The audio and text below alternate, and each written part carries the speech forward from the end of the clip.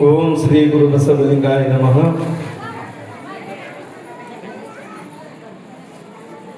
ಸಾವಿರದ 900 ವರ್ಷಗಳ ಹಿಂದೆ ಅಣ್ಣ ಬಸವಣ್ಣ ಕಟ್ಟಿದ ಕಲ್ಯಾಣದಲ್ಲಿ ಒಬ್ಬರಲ್ಲ ಇಬ್ಬರಲ್ಲ 770ಕ್ಕೂ ಹೆಚ್ಚು ಶಿವಶರಣರು. ಶಿವಶರಣ ಮಾದರ ಹರಳಯ್ಯ ಮಡಿವಾಳ ಮಾಚೆ ಹಳಪದಪ್ಪಣ್ಣ ನುಲಿಯ ಚಂದಯ್ಯ ಬುಗಾರ ಗುಂಡಯ್ಯ ಹುಗಾರ ಮಾದಯ್ಯ ಶಿವಯೋಗಿ ಸಿದ್ದರಾಮ ಅಣ್ಣ ಬಸವಣ್ಣ ಚನ್ನ ಬಸವಣ್ಣ ಅಲ್ಲಮ ಪ್ರಭುದೇವರನ್ನ ಹೃದಯ ಮಂದಿರದಲ್ಲಿ ಸ್ಮರಿಸಿ ನಿಜ ಶರಣ ಅಂಬಿಗರ ಚೌಡಯ್ಯನವರನ್ನ ಸ್ಮರಣೆ ಮಾಡಿ ಹೆಣ್ಣು ಕುಲದ ಕಣ್ಮಣಿಯಾದ ಶಿವಶರಣಿ ಅಕ್ಕ ಮಹಾದೇವಿಯನ್ನ ಸ್ಮರಿಸಿ ಯಡಿಯೂರ ಸಿದ್ಧಲಿಂಗ ಹಾನಗಲ ಗುರುಕುಮಾರೇಶ್ವರನನ್ನ ಸ್ಮರಣೆ ಮಾಡಿ ಯಡ್ರಾಮಿ ಪಟ್ಟಣದ ಮಹಾತ್ಮ ಮುರುಗೇಂದ್ರ ಶಿವಯೋಗಿಗಳವರ ದಿವ್ಯ ಸನ್ನಿಧಾನಕ್ಕೆ ಶರಣೆಂದು ಆ ಪರಂಪರೆಯ ಪೀಠದ ಪೀಠಾಧಿಪತಿಗಳಾಗಿರುವ ನಮ್ಮ ನಿಮ್ಮೆಲ್ಲರ ಆರಾಧ್ಯ ದೈವ ನಡೆಗಲಿಸಿ ನುಡಿಗಲಿಸಿ ನಮಗೆಲ್ಲ ಮಾತನಾಡಿಸಿದ ಮಹಾದೇವನಾಗಿರುವ ಶ್ರೀಮನ್ ನಿರಂಜನ ಪ್ರಣವ ಸ್ವರೂಪ ಸಿದ್ದರಾಮ ಮಹಾಶಿವಯೋಗಿಗಳವರ ಪಾವನ ಸನ್ನಿಧಾನಕ್ಕೆ ಭಕ್ತಿ ದಂಡವತ್ತು ಪ್ರಣಾಮಗಳನ್ನು ಸಲ್ಲಿಸಿ ಅವರ ತತ್ಸ್ವರೂಪಿಗಳಾಗಿ ಅವರದೇ ತತ್ವ ಅವರದೇ ಸಿದ್ಧಾಂತವನ್ನ ಬದುಕಿನಲ್ಲಿ ಅಳವಡಿಸಿಕೊಂಡು ಸದಾಕಾಲ ಸಮಾಜವನ್ನ ಮುನ್ನಡೆಸಿಕೊಂಡು ಸಮಾಜದ ಪರಿವರ್ತಕರಾಗಿ ಈ ನಾಡಿನ ಮೂಲೆ ಮೂಲೆಗಳಲ್ಲಿ ಪ್ರವಚನದ ಹರಿಕಾರರಾಗಿ ಪ್ರವಚನದ ಬೆಳಕನ್ನ ಚೆಲ್ಲುತ್ತಾ ಇರುವ ಯಡ್ರಾಮಿ ಪಟ್ಟಣದ ವಿರಕ್ತ ಮಠದ ಪೀಠಾಧಿಪತಿಗಳು, ಲಿಂಗ ಪೂಜಾನಿಷ್ಠರು, ಯುವ ಯತಿವರರು, ಉತ್ಸಾಹಿಗಳು, ಸಮಾಜವನ್ನ ಗೆಲ್ಲಬಲ್ಲೆ ಎಂಬ ಆತ್ಮವಿಶ್ವಾಸವನ್ನ ಇಟ್ಟುಕೊಂಡು ನಮಗೆಲ್ಲ ಮಾರ್ಗದರ್ಶಕರಾಗಿರುವಂತಹ ಪರಮ ಪೂಜ್ಯ ಶ್ರೀಮನ್ ನಿರಂಜನ ಪ್ರಣವ ಸ್ವರೂಪ ಸಿದ್ಧಲಿಂಗ ಮಹಾಶ್ರೀಗಳವರ ಪಾವನ ಸನ್ನಿಧಾನಕ್ಕೆ ಭಕ್ತಿಯ ದಂಡವತ್ತು ಪ್ರಣಾಮಗಳನ್ನು ಸಲ್ಲಿಸಿ ಪುರಾಣ ಪ್ರವಚನದ ಮಹಾಮಂಗಲ ವಿವಿಧ ಕಾರ್ಯಕ್ರಮದ ಗ್ರಂಥ ಲೋಕಾರ್ಪಣೆ ಹೀಗೆ ಅನೇಕ ವಿವಿಧ ಕಾರ್ಯಕ್ರಮಗಳದ ದಿವ್ಯ ಸಾನ್ನಿಧ್ಯವನ್ನ ಪೂಜ್ಯ ಶ್ರೀಮನ್ ನಿರಂಜನ ಪ್ರಣವ ಸ್ವರೂಪ ಡಾಕ್ಟರ್ ಶಿವಾನಂದ ಮಹಾಸ್ವಾಮಿಗಳು ಸಿದ್ಧಲಿಂಗೇಶ್ವರ ವಿರಕ್ತ ಮಠ ಸನ್ನದ ಪೂಜ್ಯರಿಗೆ ಭಕ್ತಿಯ ಪ್ರಣಾಮಗಳನ್ನು ಸಮರ್ಪಣೆ ಮಾಡ್ತಾ ಅದರ ಜೊತೆಗೆ ನಮಗೆಲ್ಲ ನಿನ್ನೆ ಇವತ್ತು 2 ದಿನಗಳ ಕಾಲ ದರ್ಶನ ಭಾಗ್ಯವನ್ನ ದಯಪಾಲಿಸ್ತಾ ಇರುವಂತಹ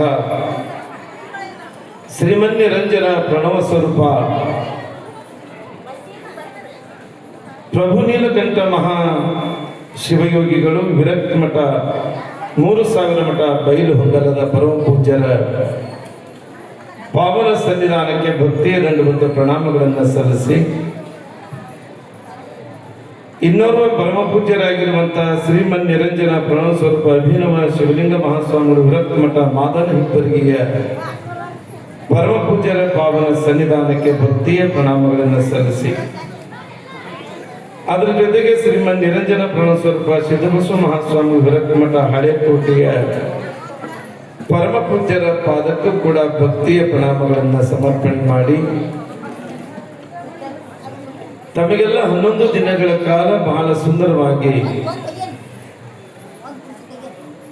ಶರಣರ ಸಂತರ ಮಹಾತ್ಮರ ವಚನಗಳನ್ನ ಭಕ್ತಿ ಭಾವಗೀತೆಗಳನ್ನು ಹಾಡಿ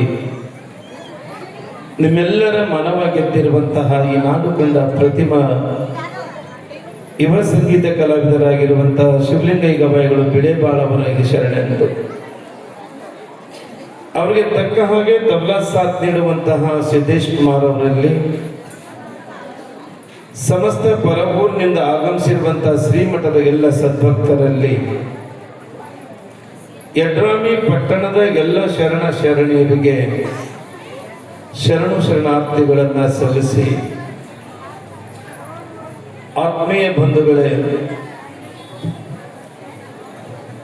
ಸಿದ್ದರಾಮ ಮಹಾಶಿವಯೋಗಿಗಳವರ 5ನೇ ವರ್ಷದ ಇದೊಂದು ಪುಣ್ಯ ಸ್ಮರಣೋತ್ಸವ. ಈ ಪುಣ್ಯ ಸ್ಮರಣೋತ್ಸವದ ಅಂಗವಾಗಿ ನಿರಂಜನ ಪ್ರಭೆ ಅನ್ನುವಂಥ ಗ್ರಂಥ ಲೋಕಾರ್ಪಣೆ, ಮೂರ್ತಿ ಪ್ರತಿಷ್ಠಾಪನೆ, ವಿವಿಧ ಧಾರ್ಮಿಕ ಕಾರ್ಯಕ್ರಮಗಳನ್ನು ಏರ್ಪಡಿಸುವುದರ ಮೂಲಕವಾಗಿ ಯಡ್ರಾಮಿ ವಿರಕ್ತ ಮಠ ಸಾಮಾಜಿಕವಾಗಿ, ಸಾಂಸ್ಕೃತಿಕವಾಗಿ, ಸಾಹಿತ್ಯಿಕವಾಗಿ ಇವತ್ತು ನಿರಂತರವಾಗಿ ಸಮಾಜಕ್ಕೆ ಸೇವೆಯನ್ನ ಕೊಡ್ತಾ ಬಂದಿರತಕ್ಕಂಥ ಒಂದು ಮಠ ಈ ಭಾಗದಲ್ಲಿ ಐತಿ ಅಂದ್ರೆ ಅದು ಯಡ್ರಾಮಿ ವಿರಕ್ತ ಮಠ ಅಂತ ಹೇಳಿದ್ರೆ ತಪ್ಪಾಗಲಿಕ್ಕಿಲ್ಲ. ಈ ವಿರಕ್ತ ಮಠಕ್ಕೂ ಕೂಡ ಭಕ್ತರು ಹೆಂಗದಾರ ಅಂತಂದ್ರ ತಾಕತ್ತಿನ ಭಕ್ತರು ಈ ಮಠಕ್ಕದ. ಬಹುಶಃ ಸಿದ್ದರಾಮ ಮಹಾಶ್ರೀಗಳವರು ಈ ಮಠಕ್ಕೆ ಸಾವಿರಾರು ಎಕರೆ ಜಮೀನು ಆಸ್ತಿ ಮಾಡಿ ಹೋಗಿಲ್ಲ, ಕ್ವಿಂಟಲ್ ಗಂಟ್ಲೆ ಬಂಗಾರನ್ನು ಇಟ್ಟು ಹೋದವರಲ್ಲ. ಇವತ್ತು ಮಠಕ್ಕೆ ಯಾವುದೇ ಆಸ್ತಿಯನ್ನು ಕೂಡ ಮಾಡದೇ ಇರತಕ್ಕಂಥ ಪರಮ ಪೂಜ್ಯರು ಆದ್ರೂ ಒಂದು ದೊಡ್ಡ ಆಸ್ತಿಯನ್ನ ಕೊಟ್ಟು ಹೋಗ್ಯಾರ. ಸಿದ್ದರಾಮ ಮಹಾಶಿವಯೋಗಿಗಳು ಈ ಮಠಕ್ಕೆ ಏನು ಆಸ್ತಿ ಕೊಟ್ಟು ಹೋದ್ರು ಅಂತಂದ್ರೆ ಹೊಲ ಕೊಡಲಿಲ್ಲ, ಬೆಳ್ಳಿ ಕೊಡಲಿಲ್ಲ, ಬಂಗಾರ ಕೊಡಲಿಲ್ಲ. ಇವತ್ತು ಭಕ್ತರನ್ನೇ ಈ ಮಠದ ಆಧಾರ ಸ್ತಂಭವನ್ನಾಗಿ ಇಟ್ಟು ಹೋದ್ರಲ್ಲ, ಇದು ನಿಜವಾದ ಅವರ ಬದುಕಿನ ಒಂದು ಘಟ್ಟ. ಸಿದ್ದರಾಮ ಮಹಾಶ್ರೀಗಳವರನ್ನ ಯಾಕೆ ನೆನಿಬೇಕು? ಮೊಗ್ಗಿ ಮಾಯಿದೇವ ಹೇಳ್ತಾನೆ, ಮಹಾತ್ಮರಂ ನೆನೆಯುವುದೇ ಘನಮುಕ್ತಿ ಪದಂ ಶಿವಾಧವ. ಯಾವ ಮನುಷ್ಯ ಹೆಣ್ಣಾಗ್ಲಿ ಗಂಡಾಗ್ಲಿ ಈ ಭೂಮಿಗೆ ಹುಟ್ಟಿ ಬಂದ ಮೇಲೆ ಮಹಾತ್ಮರನ್ನ, ಪರಮಾತ್ಮನನ್ನ, ಎಲ್ಲ ಸಾಧು ಸತ್ಪುರುಷರನ್ನ ನೆನೆತಾನೆ ಇರಬೇಕು. ಸಿದ್ದರಾಮ ಮಹಾಶಿವಯೋಗಿಗಳವರನ್ನ ಸ್ಮರಣೆ ಮಾಡೋದ್ರಿಂದ ಅವರಿಗೆ ಲಾಭ ಇಲ್ಲ, ನಮಗೆ ಲಾಭ ಇದೆ. ಹಾಗಾದ್ರೆ ಏನು ಲಾಭ ಅಂತ ಕೇಳಿದ್ರೆ, ಒಂದು ಸಾರಿ ಅಲ್ಲ, ನಿಮ್ಮ ನಿತ್ಯ ನಿಮ್ಮ ಬದುಕಿನೊಳಗ ಏಳುವಾಗ ಮಲಗುವಾಗ ನಿಮಗೆ ನೆನಪಾಗೋದೇನಂತಂದ್ರ ಧಾರಾವಾಹಿಗಳ ನೆನಪಾಗಬಾರ್ದು, ನಿಮಗ ಸೀರಿಯಲ್ಗಳ ನೆನಪಾಗಬಾರ್ದು. ನಿಮಗ ಯಾರ ನೆನಪಾಗಬೇಕು ಅಂತಂದ್ರ ಯಡ್ರಾಮಿ ವಿರಕ್ತ ಮಠದ ಸಿದ್ದರಾಮ ಮಹಾಶಿವಯೋಗಿಗಳವರ ನೆನಪಾಗ್ತಂದ್ರ ಸ್ಮರಣೆ ಮಾಡ್ರಿ. ನಿನ್ನ ಪಾಪ, ದುಃಖ, ನೋವು, ನಲಿವು ಎಲ್ಲವೂ ಕೂಡ ಸುಟ್ಟು ಹೋಗ್ತವೆ. ಮಹಾತ್ಮರ ನೆನೆಯುವುದರಲ್ಲಿ ಅಂತ ತಾಕತ್ತು, ಭಕ್ತಿ ಅದ, ಶಕ್ತಿನೂ ಅದೇ. ಸಿದ್ದರಾಮ ಮಹಾಶ್ರೀಗಳವರು ತಮ್ಮ ಬದುಕಿನ ಅವಧಿಯಲ್ಲಿ ಈ ಭಾಗದ ಎಲ್ಲ ಭಕ್ತರ ಶರೀರವನ್ನ ದೇಗುಲವನ್ನಾಗಿ ಮಾಡಿದವರು. ಅದಕ್ಕೆ ಹೇಳ್ತಾರೆ, ದೇಹ ದೇಗುಲವಾಗಬೇಕು, ಈ ಶರೀರವೇ ಒಂದು ದೇಗುಲ ಆಗಬೇಕು, ಇದೊಂದು ಮಂದಿರ ಆಗಬೇಕು. ಅದಕ್ಕೆ ನಮ್ಮ ಶರಣರು ಹೇಳ್ತಾರೆ, ತರುವ ತೋಂಟವ ಮಾಡಿ ಮನವ ಗುದ್ದಲಿಯ ಮಾಡಿ ಅಗೆದು ಕಳೆದನೆಯ ಭ್ರಾಂತಿ ಎಂಬ ಬೇರ. ಬಹಳ 3 ಸಾಲಿನ ವಚನ ಇದು, ಬಹಳ ಚಲೋ ಮಾತದೆ. ತರುವ ತೋಂಟವ ಮಾಡಿ ಮನವ ಗುದ್ದಲಿಯ ಮಾಡಿ ಅಗೆದು ಕಳೆದನೆಯ ಭ್ರಾಂತಿ ಎಂಬ ಬೇರ. ತನು ಅಂದ್ರೆ ತೋಟ, ತನು ಅಂದ್ರೆ ಈ ಶರೀರ, ತನು ಅಂದ್ರೆ ಈ ದೇಹ, ಈ ತನು ಅಂದ್ರೆ ಈ ಶರೀರ, ಇದೊಂದು ತೋಟ ಇದ್ದ ಹಾಗೆ ಅಂತ ಹೇಳ್ತಾರೆ ನಮ್ಮ ಶರಣರು. ನಿಮಗೆಲ್ಲ ಹೊಲ ಅದಾವ, ತೋಟ ಅದಾವ, ಎಲ್ಲ ನೀರಾವರಿ ಜಮೀನು ನಿಮ್ಮ ಬದುಕಿಗಾಗಿ ಎಲ್ಲ ಹೊಲಗಳದಾವ. ಆ ಹೊಲದೊಳಗೆ ಒಂದು ಬೀಜ ಬಿತ್ತಬೇಕಾದ್ರೆ, ಕಬ್ಬು ಹಚ್ಚಬೇಕಾದ್ರೆ, ಬೀಜ ಬಿತ್ತಬೇಕಾದ್ರೆ ಆ ಹೊಲನ ಏನು ಮಾಡ್ತೀರಿ? ಚೆನ್ನಾಗಿ ಹಸನಗೊಳಿಸ್ತೀರಿ. ಅಲ್ಲಿ ರಂಟಿ ಹೊಡಿತೀರಿ, ಕುಂಟಿ ಹೊಡಿತೀರಿ, ಹರಗ್ತೀರಿ. ಆ ನಿಮ್ಮ ಹೊಲನ ಏನ್ ಮಾಡ್ತೀರಿ? ಅಲ್ಲೇ ಕಂಟಿ ಕಸವನ್ನ ಕಿತ್ತು ಹಾಕಿ ಆ ಹೊಲನ ಹಸನ ಮಾಡಿ ಅದ್ರೊಳಗೆ ಏನ್ ಬಿತ್ತೀರಿ? ಬೀಜವನ್ನ ಬಿತ್ತುತ್ತೀರಿ. ಅಲ್ಲಿ ಹಸನುಳ್ಳ ಭೂಮಿಯೊಳಗ ಬೀಜವನ್ನ ಬಿತ್ತಿದ್ರ ಫಲವತ್ತಾದ ಬೆಳೆ ಬರುತ್ತದ, ಫಲವತ್ತಾದ ಪೀಕ್ ಬರುತ್ತದ. ಆ ಫಲವತ್ತಾದ ಬೆಳೆಯನ್ನ ರೈತ ಬೆಳೆದು ತನ್ನ ಕುಟುಂಬವನ್ನ ಸಲಹುತ್ತಾನೆ. ಹಾಗೆಯೇ ನಮ್ಮ ಶರಣರು ಹೇಳಿದ್ರು, ತನುವ ತೋಂಟವ ಮಾಡಿ. ಏ ಮನುಷ್ಯನೇ, ನಿನ್ನ ಬದುಕಿನೊಳಗ, ನಿನ್ನ ಜೀವನದೊಳಗ ತನು ಅನ್ನುವಂತ ಇದೊಂದು ಶರೀರ, ಇದೊಂದು ತೋಟ ಇದ್ದಂಗ. ಹೆಂಗ ಹೊಲ ಸ್ವಚ್ಛ ಇದ್ರೆ ಬೆಳೆ ಬರ್ತದಲ್ಲ, ಹಂಗ ತನು ಅನ್ನುವಂತ ಶರೀರ ಅನ್ನುವಂತ ಹೊಲ ಇದು ಕೂಡ ಬಹಳ ಸ್ವಚ್ಛ ಇರಬೇಕು. ಇದು ಕೂಡ ಬಹಳ ಸ್ವಚ್ಛ ಇರಬೇಕು. ಹೆಂಗಾಗಿ ತನು ಅನ್ನುವಂತ ಹೊಲ ಸ್ವಚ್ಛ ಇತ್ತು ಅಂದ್ರೆ ಆ ಹೊಲದೊಳಗೆ ಹೆಂಗ ಬೆಳೆ ಬಂದದ, ಹಂಗ ಈ ತನು ಅನ್ನುವಂತ ತೋಟದೊಳಗ, ಈ ಶರೀರದೊಳಗ ಭಕ್ತಿ ಅನ್ನುವಂತ ಬೆಳೆ, ಆ ಭಕ್ತಿ ಅನ್ನುವಂತ ಬೆಳೆಯನ್ನ ಬೆಳೆದು ಮುಕ್ತಿ ಅನ್ನುವಂತ ಹಣ್ಣನ್ನ ತಿನ್ನುವಂತ ತಾಕತ್ತು ಕೊಟ್ಟವನೇ ಸಿದ್ಧರಾಮ ಮಹಾಶ್ರೀಗಳವರು. ಸಿದ್ಧರಾಮ ಮಹಾಶ್ರೀ. ಜೈ ಮಂಗಲಂ, ಜೈ ನಮಃ. ಕುಮಾರೇಶ್ವರ ಮಹಾರಾಜ್ ಕಿ, ಸಿದ್ಧಲಿಂಗೇಶ್ವರ ಮಹಾರಾಜ್ ಕಿ.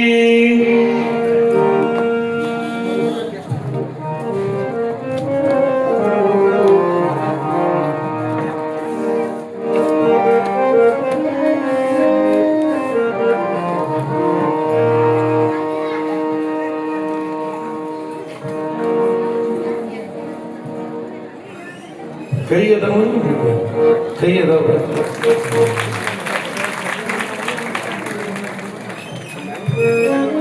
ಹಾಗಾದ್ರೆ ಈ ಶರೀರ, ಈ ದೇಹ ದೇಗುಲಾಗಬೇಕಾದ್ರೆ ಏನ್ ಮಾಡಬೇಕು? 12ನೇ ಶತಮಾನದ ಶರಣರು ದೇಹವನ್ನ ಅನ್ನಗಳದವರೆಲ್ಲ ದೇಹಕ್ಕ ಮಾನ್ಯತೆ ಕೊಟ್ಟವರು ನಮ್ಮ ಶರಣರು. ಈ ದೇಹ ದೇಗುಲವಾಗಬೇಕಾದ್ರೆ ಈ ತನುವನ್ನ ಅನ್ನುವಂತ ಹೊಲ ಬಹಳ ಸ್ವಚ್ಛ ಇತ್ತು ಅಂದ್ರೆ ಈ ಶರೀರ, ದೇಹ ದೇಗುಲಾಗಲಿಕ್ಕೆ ಸಾಧ್ಯ. ಅಣ್ಣ ಬಸವಣ್ಣವರು ಹೇಳಿದ್ರು, ಎನ್ನ ದೇಹವೇ ದೇಗುಲ, ಎನ್ನ ಕಾಲೇ ಕಂಬವಯ್ಯ, ಎನ್ನ ಶಿರವೇ ಹೊನ್ನ ಕಳಸವಯ್ಯ. ನಾವೆಲ್ಲ ಬದುಕಿನೊಳಗೆ ಏನ್ ಮಾಡಾಕತ್ತೀವಿ ಅಂದ್ರೆ ಹೊರಗಿನ ದೇವಾಲಯಗಳಿಗೆ ನಾವು ಪ್ರಾಧಾನ್ಯತೆ ಕೊಡಾಕತ್ತೀವಿ. ನಿಮ್ಮ ಊರೊಳಗೆ ಎಷ್ಟು ಗುಡಿಗಳದಾವ, ಎಷ್ಟು ಮಂದಿರಗಳದಾವ? ಮಂದಿರ, ಮಸೀದಿ, ಚರ್ಚ್ ಎಲ್ಲವೂ ಅದಾವ. ಎಡ್ರಾಮಿ ಒಳಗ ಬಸವಣ್ಣನ ಗುಡಿ, ಈಶ್ವರ ಗುಡಿ, ದ್ಯಾಮವ್ವ, ದುರ್ಗಮ್ಮನ ಗುಡಿ ಎಲ್ಲ ಅದಾವ. ಆ ಎಲ್ಲ ಗುಡಿ ಒಳಗ ಏನಿಟ್ಟಿರಿ ಹೇಳ್ರಿ? ಒಳಗ ಗರ್ಭಗುಡಿ ಒಳಗ, ಆ ಎಲ್ಲ ಗರ್ಭಗುಡಿ ಒಳಗ ಏನಿಟ್ಟಿರಿ? ಇಲ್ಲಿ ಅಪ್ಪನ ಗದ್ದಿಗದ ಗರ್ಭಗುಡಿ ಒಳಗೆ ಏನಿಟ್ಟಿರಿ ಹೇಳ್ರಿ? ಅಲ್ಲಿ ಚಲೋ ಕಿಮ್ಮತ್ತಿನ ವಸ್ತುಗಳನ್ನು ಇಟ್ಟಿರಿ. ಎಲ್ಲ ದೇವಾಲಯದ ಗರ್ಭಗುಡಿ ಒಳಗೆ ಅಲ್ಲಿ ಒಳಗೇನಿಟ್ಟಿರಿ? ಹೂವ ಇಟ್ಟಿರಿ, ಪತ್ರಿ ಇಟ್ಟಿರಿ, ಕರ್ಪೂರ, ಧೂಪ, ದೀಪ, ನೈವೇದ್ಯ. ಅಲ್ಲಿ ಗಂಟೆ, ಜಾಗಟಿ, ಶಂಖವನ್ನು ಇಟ್ಟಿರಿ, ತೀರ್ಥವನ್ನು ಇಟ್ಟಿರಿ. ಎಲ್ಲ ದೇವರ ಗುಡಿ ಒಳಗ, ಗರ್ಭಗುಡಿ ಒಳಗೆ ಇವನ್ನ ಇರ್ತಾರ. ಯಾಕೆ ಇಟ್ಟಾರ ಹೇಳ್ರಿ? ಅವೆಲ್ಲವೂ ಪವಿತ್ರ ಅನ್ನುವಂತ ಭಾವದಿಂದ ಎಲ್ಲ ಈ ವಸ್ತುಗಳನ್ನ ಗರ್ಭಗುಡಿ ಒಳಗಿಟ್ಟಾರ. ಆ ಗರ್ಭಗುಡಿ ಒಳಗಿರುವಂತ ಎಲ್ಲ ವಸ್ತುಗಳನ್ನ ನಾಳಿನ ದಿವಸ ಅಲ್ಲಿರುವಂತ ಧೂಪ ದೀಪ ಆರತಿ ಕರ್ಪೂರ ಹೂವ ಪತ್ರಿ ಗಂಟಿ ಜಾಗಟಿ ಶಂಕು ಅವನ್ನೆಲ್ಲವನ್ನ ತೆಗೆದು ಹಾಕಿ ಹೊರಗಿನ ಅಂಗಳದ ಕಸ ತಂದು ಗರ್ಭಗುಡಿ ಒಳಗೆ ಹಾಕ್ತೀರೇನು ನೀವು? ಹಾಕ್ತೀರೇನು? ಮಾತಾಡಿ ನನ್ ಕೂಡ. ಹೊರಗಿನ ಅಂಗಳದ ಕಸ ಅದನ್ನ ತಂದು ಯಾರು ಗರ್ಭಗುಡಿ ಒಳಗೆ ಯಾವುದೇ ಗುಡಿ ಒಳಗೆ ಯಾವುದೇ ಗರ್ಭಗುಡಿ ಒಳಗೆ ಯಾರು ಕಸ ಚೆಲ್ಲಂಗಿಲ್ಲ. ಯಾಕಾದ್ರೂ ಪವಿತ್ರವಾಗಿರುವಂತಹ ಸ್ಥಳ ಅದ, ಪವಿತ್ರವಾದ ಸ್ಥಾನ ಅದ, ಅದಕ್ಕಲ್ಲಿ ಕಸ ಹಾಕಂಗಿಲ್ಲ. ಕಿಮ್ಮತ್ತಿನ ವಸ್ತುಗಳನ್ನ ಹೆಂಗ ದೇವರ ಗರ್ಭಗುಡಿ ಒಳಗೆ ಇಟ್ಟೇವಲ್ಲ, ಹಾಗಾಗಿ ಶರೀರ ಅನ್ನುವಂತ ಈ ಗರ್ಭಗುಡಿ ಒಳಗನು ಕೂಡ ನಾವು ಕಸವನ್ನು ತುಂಬಿದ್ದೇವೆ. ಯಾವ ಕಸ? ನಾನು ನಂದು ಅನ್ನುವಂತ ಕಸ. ಮಾಯ ಮೋಹ ಈ ಎಲ್ಲ ಕಸವನ್ನ ನಾವೆಲ್ಲ ಈ ಶರೀರದೊಳಗೆ ತುಂಬಿಕೊಂಡ್ವಿ ಅಂತಂದ್ರ ದೇಹ ದೇಗುಲಾಗಲಿಕ್ಕೆ ಹೇಗೆ ಸಾಧ್ಯ ಹೇಳಿ? ಹಾಗಾದ್ರೆ ಈ ಶರೀರನು ಕೂಡ ಇರುವುದು ದೇವಾಲಯ ಆಗ್ಬೇಕಾಗಿತ್ತು ಅಂದ್ರ ಇಲ್ಲಿರುವಂತ ಕಸವನ್ನ ಕಿತ್ತು ಒಗೆದು ಸಿದ್ಧರಾಮ ಶಿವಯೋಗಿಗಳವರ ನಾಮ ಅನ್ನುವಂತ ಶಕ್ತಿಯನ್ನ ಅಂತರಂಗದಲ್ಲಿ ಇಟ್ಟುಕೊಂಡಾಗ ಮಾತ್ರ ಈ ದೇಹ ದೇಗುಲಾಗಲಿಕ್ಕೆ ಸಾಧ್ಯ. ಗೊಲ್ಲಾಳೀಶ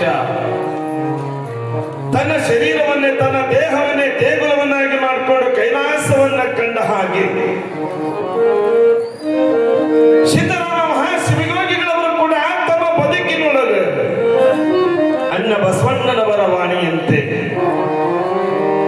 ಎನ್ನ ಕಾಲೇ ಕಂಬ, ಎನ್ನ ದೇಹವೇ ದೇಗುಲ, ಎನ್ನ ಶಿವವೇ ಹೊನ್ನ ಕಳಸವಯ್ಯ. ಹಿಂಗ ಅವರು ಬದುಕಿದರು. ಅವರ ಬದುಕಿನ ಚಿಂತನೆಯನ್ನು ನಾವೆಲ್ಲ ಮಾಡ್ಲಿಕ್ಕೆ ಹತ್ತಿದ್ದೇವೆ ಪುಣ್ಯಾತ್ಮರೇ.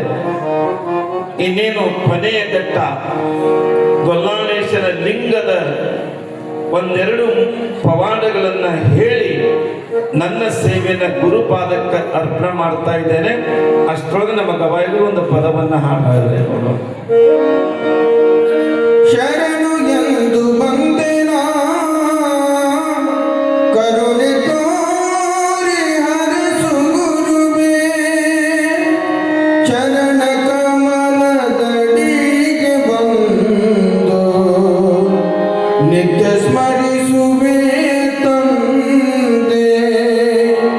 ಸಿದ್ಧರಾಮ ಶಿವಯೋಗಿಯೇ, ಸಿದ್ಧರಾಮ ಶಿವ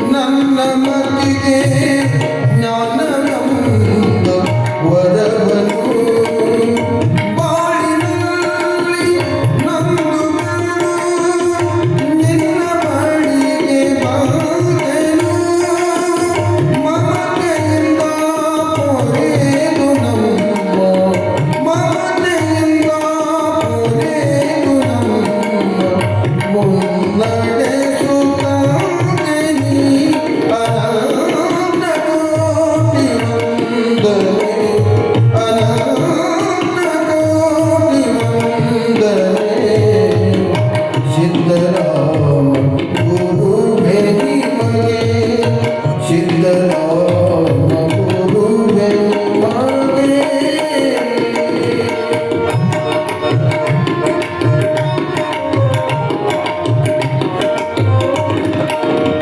ಇಳೆಗೆ ಬೆಳಕು ನೀಡಿದ ಧರ್ಮಜ್ಯೋತಿಯಾದಿರಿ ಹೊಳೆವ ಸೂರ್ಯನಂತೆ ಉದಿಸಿ ಸುಜ್ಞಾನ ಕಿರಣವಾದಿರಿ ನೆನೆವ ಭಕ್ತರ ಮನದಿ ನೆಲೆಸಿ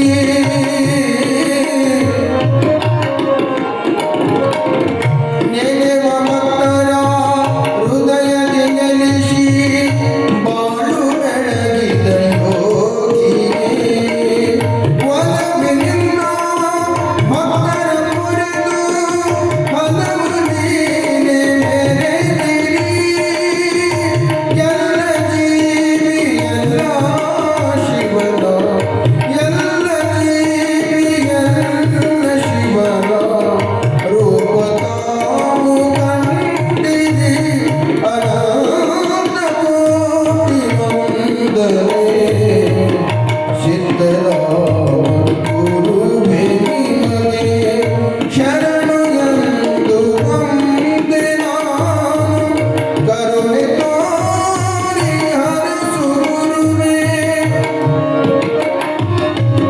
ಶರಣು ಎಂದು ವಂದೆ ನಾನು ಕರುಣೆ ತೋರಿ ಹರಸು ಗುರುವೇ ನಿನ್ನ ಚರಣ ಕಮಲದಡಿಗೆ ನಿತ್ಯ ಸ್ಮರಿಸಿ ಬಾಳುವೆ ನಿನ್ನ ಚರಣ ಕಮಲದಡಿಗೆ ನಿತ್ಯ ಸ್ಮರಿಸಿ ಬಾಳುವೆ ಎಟ್ರೊಂದಿ ಭಕ್ತರ ಹೃದಯದ ಭಾಗ್ಯದ ದೇವರು ನೀವು ಎಟ್ರೊಂದಿ ಪುರದ ಸದ್ಭಕ್ತರ ಹೃದಯದ ಭಾಗ್ಯದ ದೇವರು ನೀವು ನೆನೆವ ಮನದಿ ನಿತ್ಯ ನೆಲೆಸಿ ಕಾಯುವ ಶಿವನವತಾರಿಣಿ ಅನಂತ ಕೋಟಿ ವಂದನೆ ಅನಂತ ಕೋಟಿ ವಂದನೆ ಸಿದ್ಧರಾಮ ಗುರುವೇ ನಿಮಗೆ ಸಿದ್ಧರಾಮ ಗುರುವೇ ನಿಮಗೆ ಸಿದ್ಧರಾಮ ಗುರುವೇ ನಿಮಗೆ ಜೈ ಮಂಗಲಂ ಜೈ ನಮ ಜೋರಾಗಿ ಹೇಳಿ ನೋಡೋಣ. ಕುಮಾರೇಶ್ವರ ಮಹಾರಾಜ್ ಕಿ, ಸಿದ್ಧಲಿಂಗೇಶ್ವರ ಮಹಾರಾಜ್ ಕಿ, ಸಿದ್ಧರಾಮ ಶಿವಯೋಗೀಶ್ವರ ಮಹಾರಾಜ್ ಕಿ. ನಿನ್ನೆ ದಿವಸ ಯಾವ ಡವಳಾರ ಪಟ್ಟಣದಲ್ಲಿ ಡಂಬಳ ಹಳ್ಳದ ದಂಡಿಗೆ ಇರುವಂತಹ ಗೊಲ್ಲಾಲೇಶ ಅಲ್ಲಿ ಪೂಜೆ ಜಪ ತಪ ಯೋಗವನ್ನ ಮಾಡಿದ ಸ್ಥಳದಲ್ಲಿನೇ ಆ ಗೊಲ್ಲಾಳಲಿಂಗ ಕನಸಿನೊಳಗ ಹೋಗಿ ಹೇಳಿದ್ನಲ್ಲ ಮರಿಯಪ್ಪ ಸೌಕಾರನಿಗೆ, ಅವ ನಿನ್ನೆ ಎಲ್ಲ ಸುರ್ಪುರ ದೊರೆಗೆ ಎಲ್ಲ ಆಸ್ತಿಯನ್ನ ಒಪ್ಪಿಸಿ ಮುತ್ತು ರತ್ನ ವಜ್ರ ವೈಢೂರ್ಯಗಳನ್ನ ತಂದು ಮಠವನ್ನ ಕಟ್ಟಿದ. ಆ ಮಠಕ್ಕೆ ಗೋಪುರವನ್ನ ಕಟ್ಟಿದ. ಮುಂದೆ ಒಂದು ನಾಗರ ಕಟ್ಟಿ ಅನ್ನುವಂತಹ ಕಟ್ಟಿಯನ್ನು ಕೂಡ ಕಟ್ಟಿ ನಿರ್ಮಾಣವನ್ನ ಮಾಡಿ ಆ ಲಿಂಗದ ಪೂಜೆಯನ್ನ ಮಾಡ್ತಾನೆ ಕಾಲವನ್ನ ಕಳೆದ ಮರಿಯಪ್ಪ ಸೌಕಾರ. ಆ ಮರಿಯಪ್ಪ ಸೌಕಾರನ ಆ ಗದ್ದಿಗೆ ಎಡಭಾಗದಲ್ಲಿರುವಂತವರು ಎಲ್ಲ ವಂಶಜರ ಗದ್ದಿಗೆಗಳು. ಅವ್ರು ಯಾರಾದ್ರೂ ದೇಹ ಬಿಟ್ಟಾರಂದ್ರ ಆ ನಾಗರ ಕಟ್ಟಿ ಒಳಗ ಗವಿಯದ ಆ ಗವಿ ಒಳಗನ ಅಂತ್ಯಕ್ರಿಯೆ ಮಾಡ್ತಾರೆ. ಶಾಲಿ ಮಾನಸಕ್ಕೆ 1126 ಕಾರ್ತಿಕ ಶುದ್ಧ ಪಂಚಮಿ ಎಂದು ಅಲ್ಲಿ ಸೊಲ್ಲಾಪುರದಿಂದ ಮರಿಯಪ್ಪ ಸೌಕಾರ ಬಂದು ಆ ಗುಡಿಯನ್ನ ಕಟ್ಟಿ ಪೂಜೆಯನ್ನು ಮಾಡ್ತಾನೆ. ಅವ ನಂತರ ಮರಿಯಪ್ಪ ಸೌಕಾರ ಹೀಗೆ ಅವರ ವಂಶಜರಾದ ಶಿವಶಂಕರಪ್ಪ ನಿಜಪ್ಪ ದೇವ್ರ ಮನಿ ಈಗ ಪರಂಪರೆ ಒಳಗ ಹೊಳೆಯಪ್ಪ ಶರಣಪ್ಪ ದೇವರ ಮನೆ ಅಂತಕ್ಕಂಥವ್ರು ಕೂಡ ಇವತ್ತ ಮಠವನ್ನ ಆ ಲಿಂಗವನ್ನ ಪೂಜೆಯನ್ನ ಮಾಡ್ತಾ ಬಂದವರಾಗಿದ್ದಾರೆ. ಹೀಗಿರುವಂತ ಸಮಯದೊಳಗೊಬ್ಬ ಲಕ್ಷ್ಮೇಶ್ವರದ ನಂದಯ್ಯ ಗೊಲ್ಲಾಳ ಲಿಂಗದ ಮೇಲೆ ಅಪಾರವಾದ ಪ್ರೀತಿ ಪ್ರೇಮ ಶ್ರದ್ಧೆಯಿಂದ ಇಟ್ಟಿರುವಂಥವನು. ಪ್ರತಿ ಹುಣ್ಣಿಮೆಗೆ ಅಮಾವಾಸ್ಯೆಗೆ ಬರ್ತಿದ್ದ ನಂದಯ್ಯ. ಹೀಗೆ ಒಂದಲ್ಲ ಎರಡಲ್ಲ 16 ವರ್ಷಗಳ ಕಾಲ ನಿರಂತರವಾಗಿ ಅಲ್ಲಿ ಗೋಲ್ಗೆರೆ ಲಿಂಗಕ್ಕೆ ನಡೆದುಕೊಳ್ಳುವ ಸಮಯದೊಳಗೆ ಒಂದು ದಿವಸ ಲಕ್ಷ್ಮೇಶ್ವರದಿಂದ ಅಲ್ಲಿಗೆ ಬರುವಂತಹ ಸಮಯದೊಳಗನೆ ಮಧ್ಯದಲ್ಲಿ ಕೃಷ್ಣಾ ನದಿ ತುಂಬಿ ಹರಿತದ ಮಳೆ ಬೋರ್ ಖರೀದಿ ಸುರಿತಾ ಇರುವಾಗ ಆ ಲಕ್ಷ್ಮೇಶ್ವರದ ನಂದಯ್ಯ ಅಂತಾನೆ, ನಾನು ನದಿಯನ್ನು ದಾಟಿ ಹೋಗಲಿಲ್ಲ ಅಂದ್ರೆ ನನ್ನ ನೇಮ ನನ್ನ ವ್ರತಕ್ಕೆ ಭಂಗ ಬರುತ್ತದೆ, ನನ್ನ ಪ್ರಾಣ ಹೋದ್ರೂ ಚಿಂತಿಲ್ಲ, ನನ್ನ ಶರೀರ ಹೋದ್ರೂ ಚಿಂತಿಲ್ಲ, ಈ ಕೃಷ್ಣಾ ನದಿ ಒಳಗೆ ದಾಟಿ ಹೋಗ್ಬೇಕಂತ ಹೇಳಿ ಗೊಲ್ಲಾಳ ಲಿಂಗದ ಸ್ಮರಣೆಯನ್ನು ಮಾಡ್ತಾ ಆತನ ಧ್ಯಾನವನ್ನು ಮಾಡ್ತಾ ತುಂಬಿ ಹರಿವ ಕೃಷ್ಣಾ ನದಿ ಒಳಗ ದಾಟಿ ಈಚೆ ದಂಡಿಯನ್ನ ಮುಟ್ಟಿ ಎಲ್ಲಿ ಬಂದ? ಗೋಲ್ಗೇರಿಗೆ ಬಂದ. ರಾತ್ರಿ ಪೂಜೆಯನ್ನು ಮಾಡಿ ಮಲಗಿದ್ದ. ಅಲ್ಲಿ ಲಿಂಗದ ಸೇವೆಯನ್ನು ಮಾಡಿ ಮಲಗಿರುವ ಸಮಯದೊಳಗೆ ಗೊಲ್ಲಾಳ ಲಿಂಗ ಆ ಲಕ್ಷ್ಮೇಶ್ವರ ನಂದಯ್ಯನಿಗೆ ಹೇಳ್ತಾನೆ, ಯಪ್ಪ ಇನ್ನು ಮುಂದೆ ನೀನು ಬರಾಕ್ ಹೋಗ್ಬೇಡ, ನಾನ ನಿನ್ನೂರಿಗೆ ಬರ್ತೇನೆ ಅಂದನಂತ ಲಿಂಗಯ್ಯ, ಗೊಲ್ಲಾಳ ಲಿಂಗಯ್ಯ.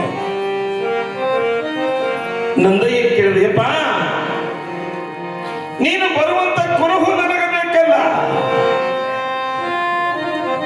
ನಿನ್ನ ಮನೆ ಹಿಂದೆ ಹೊಲದೊಳಗೆ ಒಂದು ಮನೆ ಹಿಂದೆ ತೋಟ ಅದಲ್ಲ, ಆ ತೋಟದೊಳಗ ಕರಿ ಮಲ್ಲಿಗೆ ಅಂಟಿನ ಗಿಡದ ಬುಡುಕ ನಾನು ಬಂದು ನೆಲೆಸ್ತೇನೆ, ಅದೇ ಗುರು. ಯಾವಾಗ ನಂದಯ್ಯ ಗೋಲ್ಗೆರೆಯಿಂದ ಲಕ್ಷ್ಮೇಶ್ವರಕ್ಕೆ ಪಾದಯಾತ್ರೆ ಹೋಗೋದ್ರೊಳಗನ ಅವರ ತೋಟದೊಳಗ ಕರಿ ಮಲ್ಲಿಗೆ ಅಂಟಿನ ಗಿಡದ ಬುಡುಕ ಅಲ್ಲಿ ಲಿಂಗ ಸ್ಥಾಪನೆಗೊಂಡಿತ್ತು. ನಂದಯ್ಯ ಆಶ್ಚರ್ಯನಾದ. ಅದನ್ನೇ ಪೂಜೆ ಮಾಡಿ ಇವತ್ತಿಗೂ ಲಕ್ಷ್ಮೇಶ್ವರ ಗುಡಿಯನ್ನ ಕಟ್ಟಿ ಇವತ್ತಿಗೆ ಜಾತ್ರೆ ಮಾಡ್ತಾರ. ನಮ್ಮ ಲಕ್ಷ್ಮೇಶ್ವರದಲ್ಲಿ ಗದಗ ಜಿಲ್ಲೆ ಒಳಗೆ ಬರುವಂತಹ ಲಕ್ಷ್ಮೇಶ್ವರದಲ್ಲಿ ಇವತ್ತ ಗೋಲ್ಗೆರೆ ಲಿಂಗನ ಒಂದು ಪವಿತ್ರವಾಗಿರುವಂತಹ ದೇವಸ್ಥಾನ ಇವತ್ತಿಗೂ ಲಕ್ಷ್ಮೇಶ್ವರದಲ್ಲಿ ಇದೆ. ಗಂಗನಪಳ್ಳಿ ಮಲ್ಲಪ್ಪ ಅನ್ನುವಂತ ಭಕ್ತ ಆ ನಿತ್ಯ ಲಿಂಗಕ್ಕ ಎಡೆಯನ್ನ ತರ್ತಿದ್ದ ಮಹಾನುಭಾವ.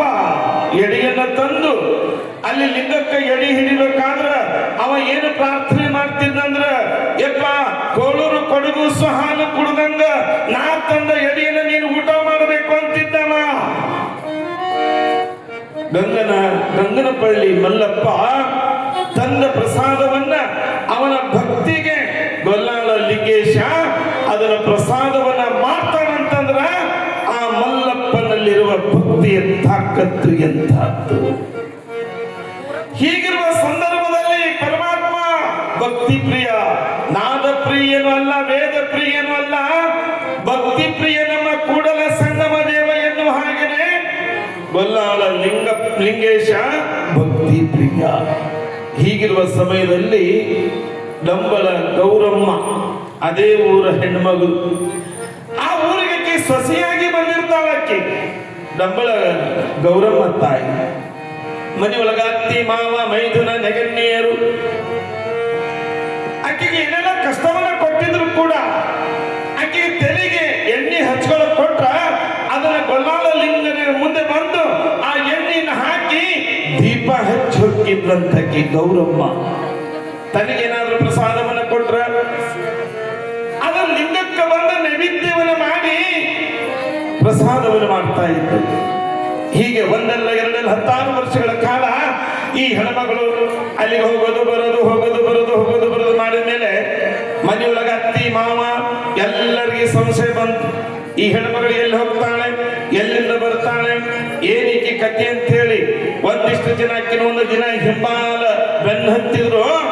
ಆದ್ರೆ ಡಂಬಳ ಗೌರಮ್ಮ ತಾಯಿ ಆಕೆ ಎಲ್ಲಿಗೆ ಬರ್ತಿಲ್ಲ ಅಂದ್ರೆ ಎಲ್ಲಿಗೆ ಹೋಗ್ತಿದ್ದಿಲ್ಲ, ಆ ಗೊಲ್ಲಾಳ ಲಿಂಗನ ಮುಂದೆ ಬಂದು ಕುತ್ಕೊಂಡು ಪ್ರಾರ್ಥನೆಯನ್ನ ಮಾಡೋದನ್ನ ನೋಡಿದ್ರು.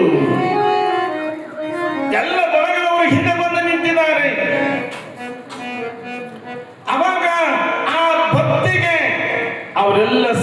ಪುರೋಹಿತರು ಕೊಡುವಂತ ಕಿರುಕುಳಕ್ಕ ಲಿಂಗಯ್ಯ ಅಂತಾನ, ಮಲ್ಲಿಕಾರ್ಜುನ ಶ್ರೀಶೈಲ ಮಲ್ಲಯ್ಯ ಅಂತಾನ.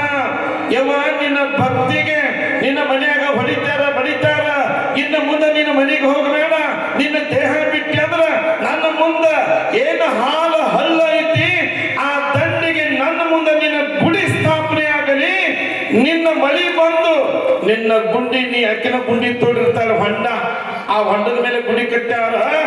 ಆ ಹೊಂಡ ತುಂಬಿ ನಿನ್ನ ಮುಟ್ಟಿದ ಮೇಲೆ ಆ 5 ಮುತ್ತೈದರ ಜನ 5 ಕೊಡ ನೀರು ತಂದು ನನ್ನ ಲಿಂಗ ಪೂಜೆ, ಲಿಂಗಕ್ಕೆ ಅಭಿಷೇಕ ಆದ ಮೇಲೆ ನಂದು 9 ದಿನ ಏನಾಗಲಿ ನನ್ನ ಜಾತ್ರೆ ನಡೀಲಿ ಅಂತ ಹೇಳ್ತಾನೆ. ಇವತ್ತಿಗೂ ಕೂಡ ಆ ಪರಂಪರೆ ಇವತ್ತಿಗೂ ಕೂಡ ಅಲ್ಲಿ ನಡೀತಾ ಇದೆ ಅನ್ನುವಂಥದ್ದು. ಹೀಗೆ ಹಂಗರಿಗೆ ಲಿಂಗಮ್ಮ ತನ್ನ ಬದುಕಿನೊಳಗೆ ಇಳಿ ವಯಸ್ಸಿನೊಳಗನೆ ಕೂಡ ಆ ಗೋಲ್ಗರಿ ಲಿಂಗವನ್ನ ತಂದು ಮನೆಯಾಗಿಟ್ಟಕ್ಕೆ ನಿತ್ಯ ಪೂಜೆ ಮಾಡ್ತಿದ್ದು. ಮದುವೆ ವಯಸ್ಸಿ ಬಂದು ಮದುವೆ ಮಾಡಿ ಕೊಟ್ರು.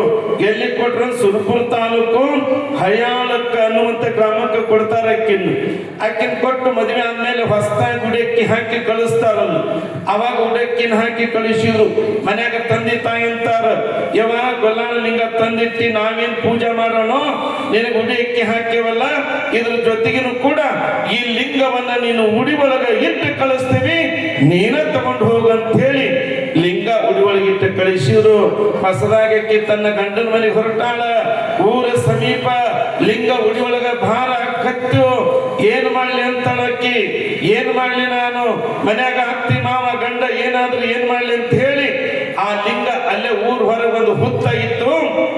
ಹುತ್ತದ ಪಕ್ಕದಲ್ಲಿನೇ ಆ ಲಿಂಗವನ್ನ ಇಟ್ಟು ಹೋಗ್ತಾಳೆ.